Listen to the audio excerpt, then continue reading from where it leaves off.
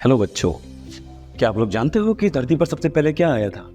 जानना चाहते हो तो जुड़ो हमारे साथ। चैनल का नाम है द बायोलॉजी 20 और मैं हूं आपका फेवरेट सर। शुरू करते हैं आज का टॉपिक का नाम है एन ओवरव्यू ऑफ सेल।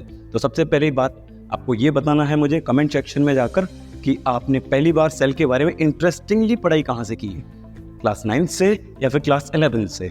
तो आज के टॉपिक को शुरू करते हुए अपन शुरू करते हैं व्हाट इज सेल। सेल क्या है? तो सेल को आप समझ सकते हो एक छोटी सी यूनिट जो कि पूरी बिल्डिंग के निर्माण में काम में आने वाली होती है, यानी कि कोशिका की वो एक छोटी इकाई है जो कि आपको पूरा स्ट्रक्चर प्रोवाइड कर रही है, एक ढांचा प्रोवाइड कर रही है। ठीक है, उसके अलावा मैंने बात की हुई है आपसे कि सेल के पास अपना खुद का एक मैकेनिज्म होता है। सेल को भूख भी लगती है, सेल को प्यास भी लगती है, सेल सांस भी लेता है। तो सेल के पास अपना खुद के मैकेनिज्म भी है। सबसे बड़ा सेल आपका ह्यूमन ओवा का और सबसे छोटा सेल PPLO है।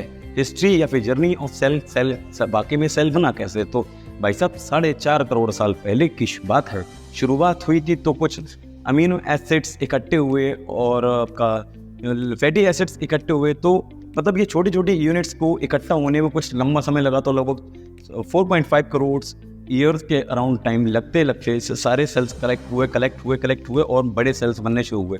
तो जो छोटी यूनिट्स अमीनो एसिड्स उससे मिलकर बन गए प्रोटीन्स। जैसा कि मैंने मेंशन किया, वो further they consider combined and form RNA, lipid and proteins. क्या हुआ?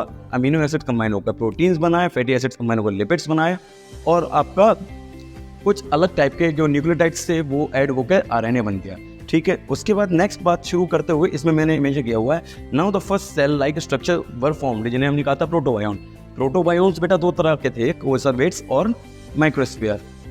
अब कोएसरवेट्स के बारे में जान चुके हो तो शुरुआत करते हैं पहले सेल की। सबसे पहला जो सेल बना, बस उस क्लाइमेट में क्या मिला, सारा का सेल इकट्ठा हो गया। सेल का जो भी डेब्रिस था वो सारा इकट्ठा होकर प्रोकैरियोट सेल बने। प्रोकैरियोट बहुत प्रिमिटिव टाइप के थे क्योंकि उस समय की अर्थ कैसी थी? प्रिमिटिव अर्थ थी। तो भाई साहब प्रिमिटिव अर्थ होने की वजह से ये बने प्रिमिटिव टाइप के सेल। इनके पास अपनी खुद की मेम्ब्रेन बाउंड सेल ऑर्गेनेली नहीं है। अच्छा, इनके पास न्यूक्लियस भी नहीं है, कोई स्पेसिफिक लोकेशन न्यूक्लियस नहीं है क्योंकि इनका जो चैम्बर है वो पूरा का पूरा खुला हुआ है। एक ही जगह पर सारा सब कुछ मौजूद रहेगा। और दे हैव वन क्रोमोसोम, मतलब एक ही क्रोमोसोम है। हम लोग बहुत एडवांस हो गए। फिर शुरू हुआ एंडो सिम्बायोसिस का मामला। बड़े सेल ने छोटे सेल को खाया, बड़े सेल ने छोटे सेल को खाया और बनना शुरू हुआ आपका यूकैरियोट सेल।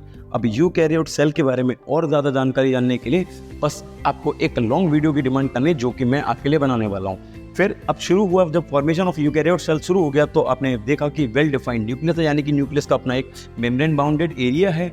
उसके अलावा जो मेम्ब्रेन बाउंड सेल ऑर्गेनेलीज मिलने शुरू हुए, जैसे आपका माइटोकॉन्ड्रिया हुआ, क्लोरोप्लास्ट हो गया, जो कि आपका एडवांस सेल थे। इनके पास भी बहुत अलग अलग स्पेसिफिक फीचर्स हैं जो आपको अगले वाले वीडियो में मिलने वाले हैं। और इनके पास रॉड शेप के मिले क्रोमोसोम।